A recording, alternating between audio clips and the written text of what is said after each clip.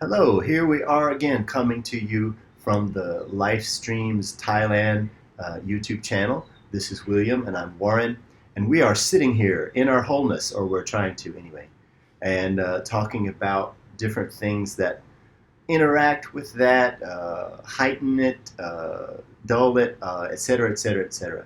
So today we've decided to talk about what many people commonly refer to as defense mechanisms. And that word mechanism kind of tweaks my ears, but we'll talk about that later. I'm going to let William begin by, I don't know, defining it for you, giving some examples, or whatever he wants to do. William, what is a defense mechanism? Well, I think where we need to start is with a sense of ourselves or our self-image. Like I move through the world, you move through the world in a way that we feel comfortable. I know myself as long as I have these borders and parameters. If those borders and parameters are somehow threatened, I find a way to defend that sense of self. Now, this is a self-image, it's not the self, Hmm. but this is what we live through, my idea of who I am. So someone says something to me and it somehow treads upon my image of myself, or it somehow feels like an attack, I will find a defense. Uh, William, you got spinach in your teeth. no, I don't. So, Denial. right. Warren, you're sure hostile today. Me? You're the one who's being hostile. Ah. Projection. So you mentioned you were talking about. I'm glad you brought it up straight away. The self image. Yes. Self image it's different. It's a different idea to say I'm defending my ego or my self image rather than to say I'm physically defending myself from an attack. And that's because if you say to me I've got spinach in my teeth, I take it as an offense, I might have spinach in my teeth, but there's something about what you've said to me that triggers me. Right. So it's a threat. You could talk about it in terms of my comfort zone. As long as I have this space, I'm comfortable. If the space gets contracted, then I'm going to feel less comfortable. Or if it gets expanded, I can feel less comfortable also. So I have this space and the wiggle room in the space. And as long as we're there, I feel homeostasis. I feel me. We take it out, we start talking about something I don't know about, or something that an uncomfortable topic, then I start losing my comfort, and then I have to resort to some kind of way of getting that balance, whether it be the denial that I was doing, or the projection.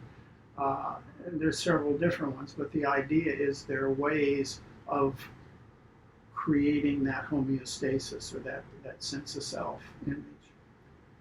I like this way of talking about it in more in terms of a process because everybody. The only reason I think we use the term defense mechanisms is because uh, everybody more or less has an idea of what you're talking about when you say that. But it bothered me when we started looking at how to do this conversation, this episode, that the idea of a mechanism. Right. That's something that's automatic, that springs into action, that I have no control of, and the only thing that I can do if I become aware that there's a mechanism there is sabotage it or destroy it or something like that. And you've said to me previously that a traditional kind of Western psychology model takes that approach, that there's Right. something that if I'm talking about these processes, natural processes, that I'm looking at it in terms of saying there's something wrong with me that I've got to fix. Right. So it pathologizes the person. And this is what psychology was first built on. And so it naturally did this. The problem was it was built on pathology. Psychology came about because there were very sick people who were coming in. We needed to fix the sickness. And it's not that that's necessarily untrue. My problem with it is it doesn't seem to be a deep enough definition of who we are as people. If we go back to sitting here and recognizing that I bring all of myself here, that I'm a whole person right now, I may not have the awareness of my totality, but it is here. Then I've set up a position in a situation of expansion, of exploration, of depth and breadth, curiosity. I can get, hey, what's going on? Warren said I had spinach in my teeth, and I immediately denied it. Oh, that's interesting. What's going on? Then it's like, rather than no, I can use that as that curiosity is a way of deepening my experience.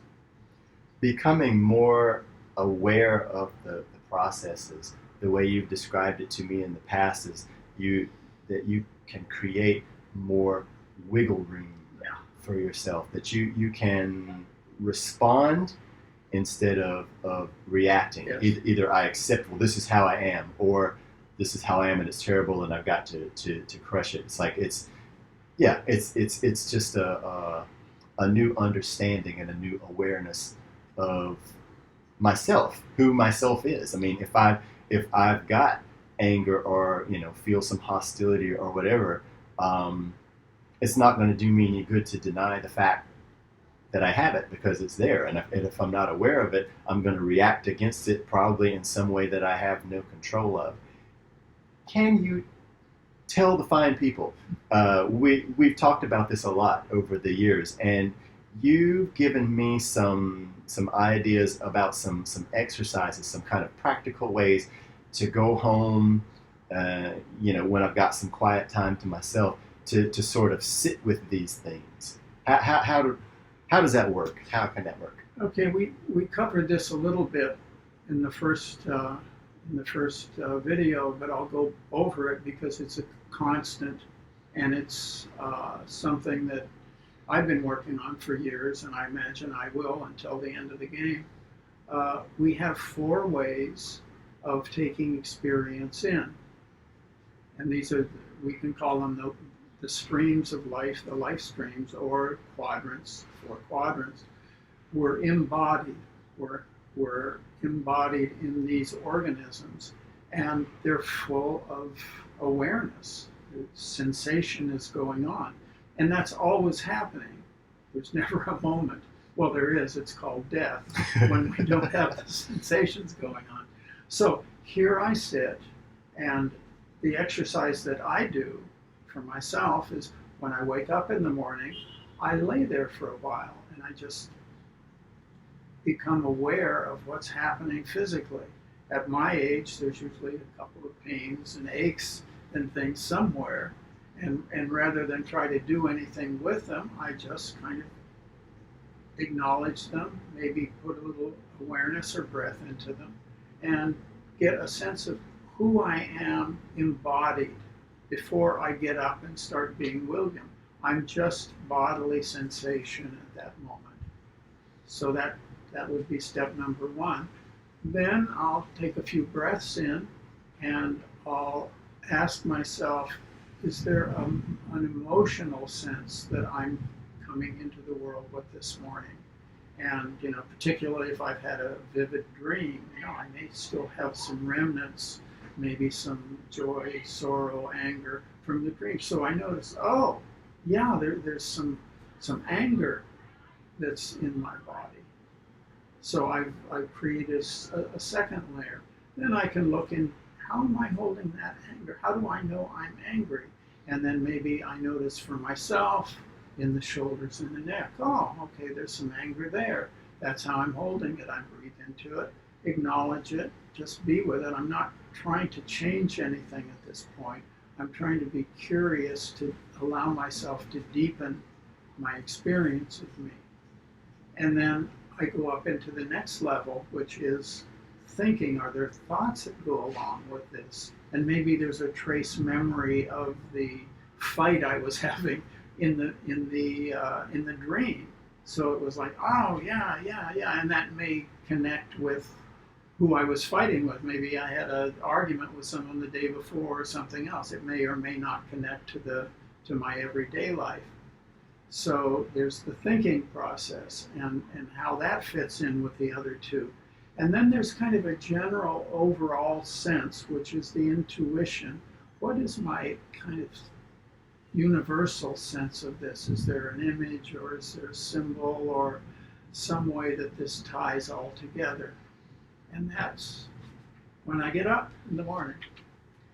That step, not particularly as the first thing in the morning, but you've sort of described that to me previously, and I would go home and sit with an emotion or a memory, or if I'm in a particular state, I'm just judgmental of everything and everybody.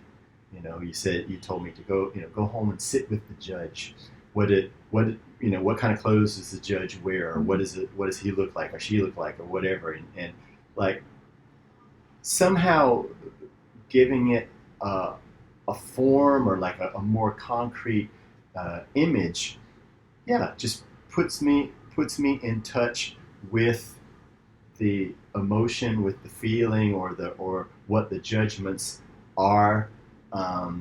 Maybe I'll come away from it realizing that if it's something that I'm being critical of myself, that it's because of something that I was taught or that I was told or that came in, it's not even necessarily like what I think or what I believe, but it's in there somewhere. Right. But I had to become aware of it, and giving it a form as if it were a person really helps me do that. Right. Well, what you're doing on one level is starting to embody the experience, so it's no longer the judge out there or anything, except the more that you embody it, the more that it becomes an energetic experience. And then I can be judging. And what is the experience of judging like? And that can be any number of feelings and any number of depth. For some people who have been taught not to judge, what judging does, and particularly if they allow themselves to totally be the judge, is it's incredibly empowering, because I have power. I'm making a statement, and that's a statement of me being full and empowered. The energy is there, and someone who's not in touch with that part of themselves, it's like they're, in that instance, I was cutting off an energy supply that's part of me that I could use in a positive way to do something positive or assertive or something like that. But I was labeling that energy as angry or something that shouldn't be there, Right. And so I was closing it off. Right, and in the traditional mode, that would be looking at your history and the problems of your history, which is a viable way of looking at it. And at the same time, reality is here and now. This is our life right now. And this is what gets lost a lot of the time in the traditional ways that we have of defining ourselves. I don't get this moment again. This is it. And whatever I believe or wish or hope or deny, it doesn't really change the fact that this is live camera. There aren't any reruns. But I do have the option of owning it. Exactly. And as I own it, the more I own it on those 4 levels, the more complete I experience my life. I believe, and this is just my belief, that the connectivity between the 4 quadrants, when they come together in a totality of experience, I believe that that's what wisdom is. On the road to wisdom and owning our lives, owning our experiences, and regaining some of that energy that's always there. This is a really good start to a broad, deep topic. And so I want to say to anyone who's watching the videos here, as you begin to find your way around on the channel and as we start posting more on it, lots of these videos, can kind of link up with each other. We'll be posting some individual videos outside of the conversation, maybe reacting to some of the videos or giving our own personal experiences. And what I want to say to you who's watching is that we want to hear from you.